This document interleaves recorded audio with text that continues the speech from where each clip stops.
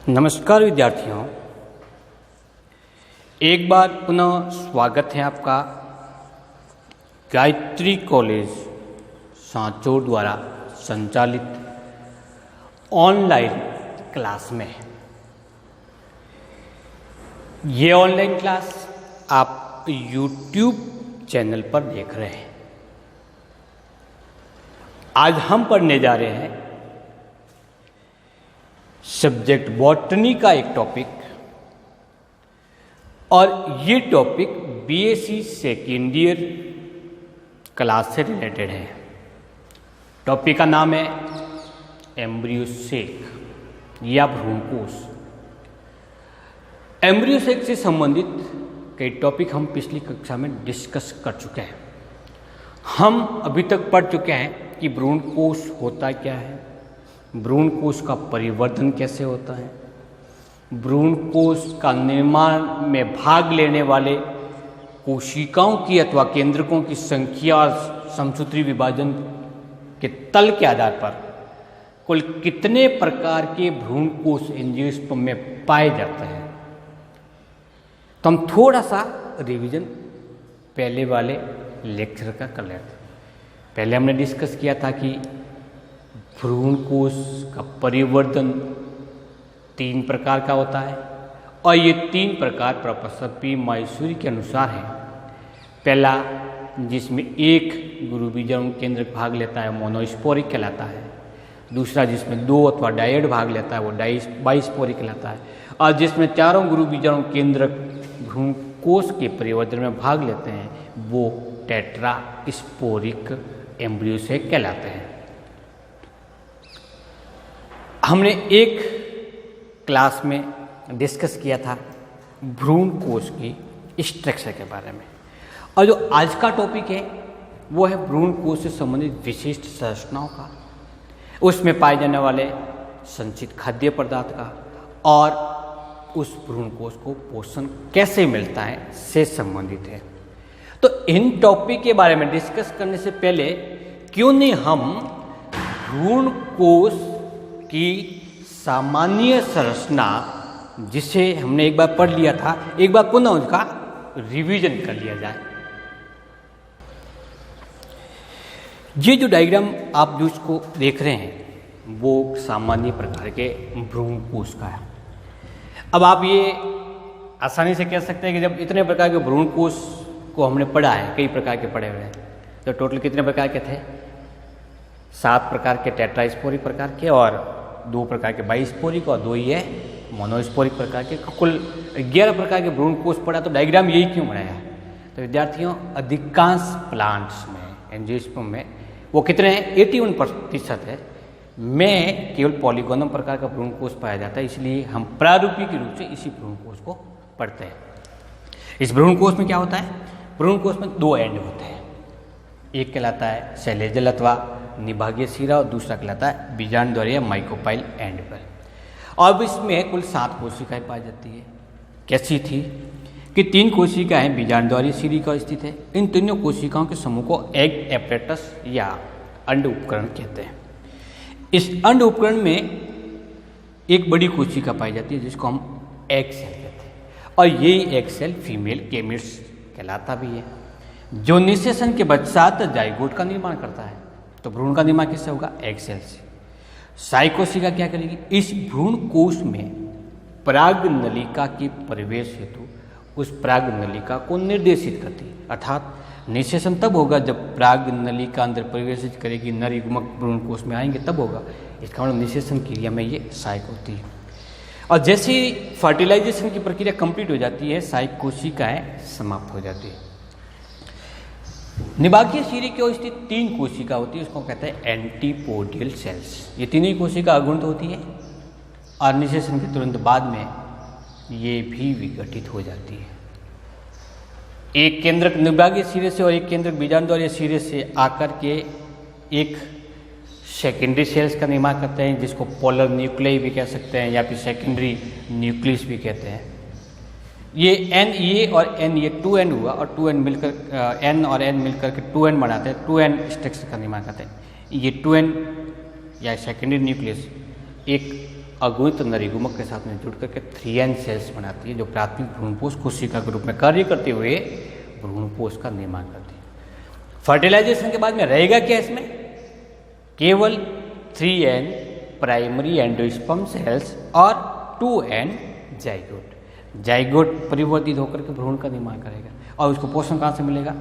इस 3n कोशिका से, जो बनी किसके? सेकेंडरी न्यूक्लियस से। तो मुझे क्या आप बता सकते हो कि ये सेकेंडरी न्यूक्लियस बना हुआ है जिसमें दो केंद्रक आए थे जिनको पोलर न्यूक्लियस कहते हैं, वो कहाँ से आए थे? एक तो आया था बीजांडद्वारीय सिरे से और दूसरा कहाँ से है? निभागीय सिरे से। क्या ये दोनों केंद्रक आकार में समान होते हैं या फिर असमान होते हैं? और ऐसा कौन सा प्लांट है जिसके भ्रूण कोश के दोनों पोलर न्यूक्लियस आकार में बराबर होते हैं? इस प्रश्न का आंसर आपको मेरे व्हाट्सएप नंबर पर सेंड करना है। देखते हैं कौन सा विद्यार्थी इस प्रश्न का आंसर दे सकता है। क्वेश्चन क्या है कि सेकेंडरी न्यूक्लियस का निर्माण करने में प्रयुक्त होने वाले दोनों ध्रुवीय केंद्रक आकार में समान होते हैं अथवा असमान होते हैं, और दूसरा यदि असमान होता है तो कौन से प्लांट में समान होते हैं।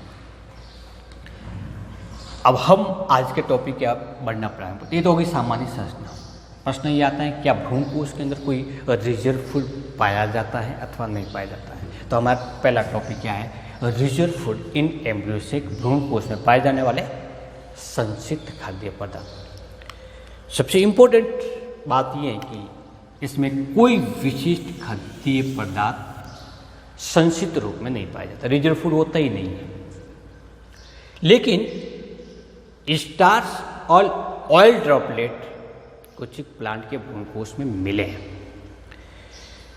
स्टार्च मूंगफली, तिल, बबूल, कैक्टेसी फैमिली के मेंबर्स, पोर्टुलेकेसी फैमिली, टीलिएसी फैमिली के भ्रूणकोश में स्टार्च रिजर्व फूड के रूप में पाया जाता है, ऐसा मिला है।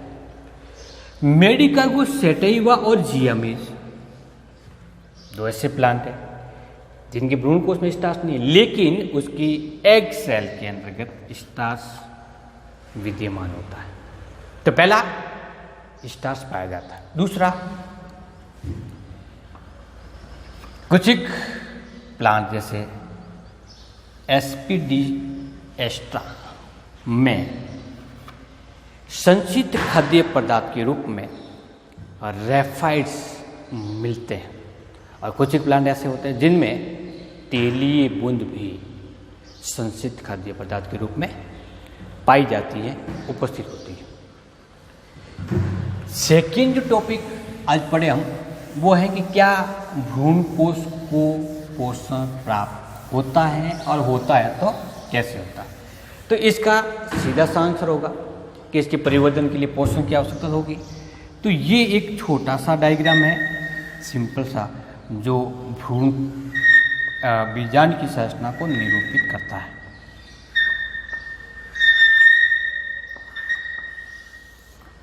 बीजांड यदि ये ऑर्थोट्रोपस प्रकार का होता तो कैसा होता?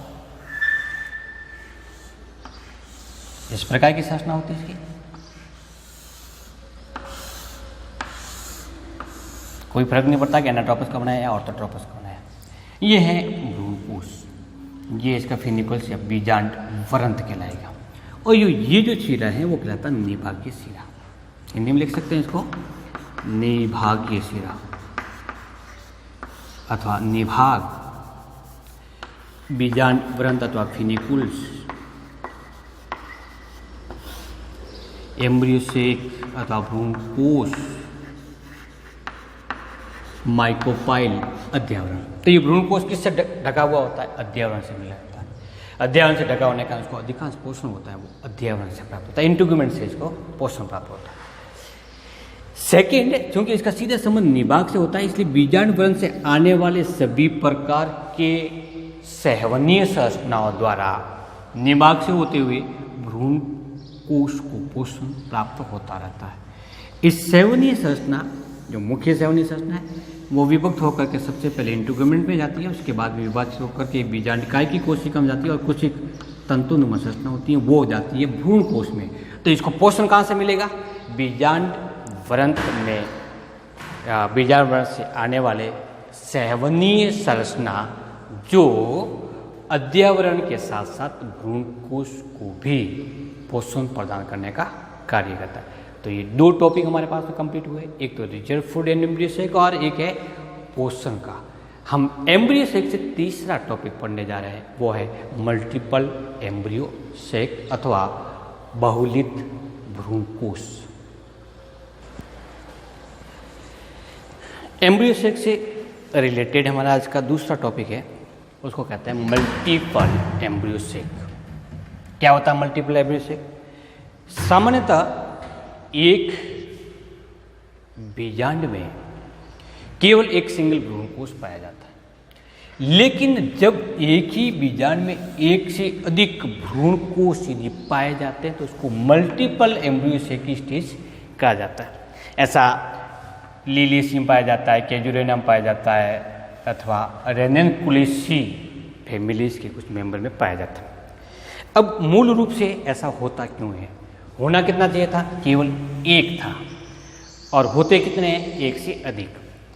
इससे इसको समझने के लिए हम थोड़ा सा प्रीवियस में जाते हैं, डेवलपमेंट ऑफ एम्ब्रियो सेक को देखते हैं। उसमें होता क्या है कि इस बीजांड काय की पूरी कोशिका है। इन कोशिका में कुछ कोशिका ऐसी होती है जिनका जीव द्रव्य सघन होता है और सघन होने के साथ में बड़े आकार की होती है। ऐसी कोशिका को आर्की स्पोरियल सेल्स कहते हैं। जैसे हमने एक बार डिस्कस किया था तनुकाई और स्थूलकाई, टेनुन्यूक्लिएट और क्रेसिन्यूक्लिएट था क्या? वो आर्की स्पोरियल कोशिका से संबंधित था। तो यहाँ पर फॉर एग्जाम्पल ये जो कोशिका है वो आर्की स्पोरियल सेल्स है, सघन जीव द्रव्य, और वही आर्की स्पोरियल सिंगल सेल्स आगे जाकर के मेगा स्पोर मदर सेल के रूप में कन्वर्ट होती है। तो कितनी बनी? एक मेगा स्पोर मदर सेल। अब मान लेते हैं कि इसके साथ साथ में कुछ दूसरी कोशिका भी आर्की स्पोरियल सेल्स के रूप में कार्य कर रही है, तो ये भी मेगा स्पोर मदर सेल का निर्माण करेगी और ये भी मेगा स्पोर मदर सेल का निर्माण करेगी। तो इससे भी कुल 4 मेगा स्पोर बनेंगे, जिसमें से एक फंक्शनली होगा या फिर सक्रिय होगा, और इससे भी एक सक्रिय गुरु बीजाणु होगा। तो इससे भी एक भ्रूण कोश बनेगा, इससे भी एक भ्रूण कोश बनेगा। पहला जो कारण है हमारे पास में मल्टीपल एम्ब्रियो सेक बनने का, वो ये है कि बीजांड काय में एक से अधिक मल्टीपल या मल्टी आर्की स्पोरियल सेल्स की उपस्थिति। तो हम कह सकते हैं कि मल्टी सेल्यूलर आर्की स्पोरियल सेल्स पाई जाती है, अर्थात एक से अधिक या बहुकोशिकीय परप्रसूतक कोशिका या मल्टी सेल्यूलर आर्की स्पोरियल सेल्स पाई जाएगी। तो प्रत्येक कोशिका से यदि भ्रूण कोश का निर्माण होता है तो उस स्थिति में एक ही बीजांड काय में या एक ही बीजांड में एक से अधिक भ्रूण कोश पाए जा सकते हैं। ऐसा किस में पाया जाता है? कैजुरेना में पाया जाता है, फेगेसी कुल के मेंबर्स में पाया जाता है। रेननकुलेसी का एक और एग्जाम्पल हम इसके अंदर लिख सकते हैं। अब दूसरी कारण हम उसको देखते हैं कि आर्की स्पोरियल सेल्स तो एक थी।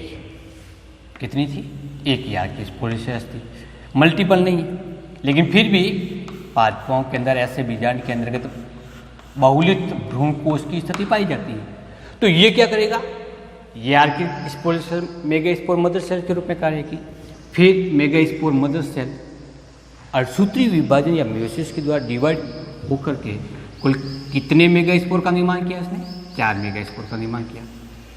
अब होना क्या था? इसमें से 3 मेगा स्पोर डीजेनरेट हो जाने चाहिए, नष्ट हो जाने थे, और शेष कितना रहता? 1। लेकिन अब इस स्थिति में एक के साथ में 2 भी सक्रिय रहते हैं अथवा चारों सक्रिय रहते हो तो 3 सक्रिय रहते हैं। तो सक्रिय मेगा स्पोर की संख्या यहाँ पे कितनी हुई? 2 हुई अथवा 3 हुई। जब 3 होगी तो 3 भ्रूण कोश का निर्माण करेगा, यानी एक मेगा स्पोर से एक भ्रूण कोश का निर्माण हुआ, 2 से 2 हुआ, 3 से 3, तीनों से हुआ। उस स्थिति में भी इस बीजांड में 2 अथवा 3 भ्रूण कोश पाए जा सकते हैं। तो दूसरा कारण क्या हुआ कि जब 2 और 4 गुरु बीजाणु में से 2 या 3 गुरु बीजाणु सक्रिय रहते हैं और प्रत्येक गुरु बीजाणु से एक भ्रूण कोश का निर्माण होता है, तो ऐसे बीजाणु में 2 या 3 भ्रूण कोश पाए जा सकते हैं। गुरु बीजाणु से परिवर्तित होने वाले इन बहुत सारे या 2 या 3 भ्रूण कोश को सम्मिलित रूप से कंपाउंड या यौगिक भ्रूण कोश अथवा कंपाउंड एम्ब्रियो के नाम से जानते हैं। ऐसी स्थिति में, कैसी स्थिति में, कंपाउंड एम्ब्रियो की स्थिति में सामान्यतः ये एंडोथेलियम लेयर से परिवर्तित हो सकते हैं। तो विद्यार्थियों, 2 प्रकार की कंडीशन, मल्टी सेल्यूलर आर्किस्पोरियल और कंपाउंड एम्ब्रियो की स्थिति में किसी भी बीजांड में 2 से 1 से अधिक भ्रूण कोश पाए जा सकते हैं। ये सामान्यतः असामान्य स्थिति पाई जाती है।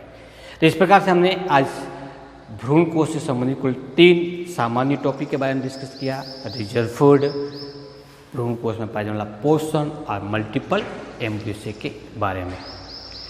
Thank you.